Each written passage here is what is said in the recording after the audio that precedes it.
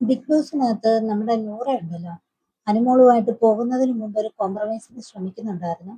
രാവിലെയായിരുന്നു, അന്നത്തെ ദിവസം രാവിലെ അനുമോള് കിച്ചണിൽ ജോലി ചെയ്തുകൊണ്ടിരിക്കുമ്പോൾ നമ്മുടെ നൂറ് ചെന്നിട്ട് നമുക്ക് മിണ്ടത്തില്ലയോ, എന്താ മിണ്ടാത്തത്, ഇനിയെങ്കിലും മിണ്ടിക്കൂടെ, എന്തിനാ ഇതൊക്കെ മനസ്സിൽ വെച്ചിരിക്കുന്നതെന്നൊക്കെ നൂറ് ചോദിക്കുന്നുണ്ട്. അനുമോൾ അന്നേരം ഒന്നും മിണ്ടുന്നില്ല.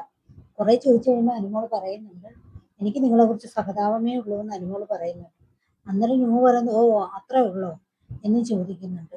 അപ്പം നൂറ് സത്യത്തിൽ മിണ്ടാനുള്ള ശ്രമം നടത്തുന്നു. അനുമോള് മിണ്ടാൻ ആഗ്രഹിക്കുന്നില്ല. കാരണം എന്ന് വെച്ചാൽ അമ്മാതിരിയുള്ള വർത്തമാനമാണല്ലോ അനുമോളോട് പറഞ്ഞിരിക്കുന്നത്.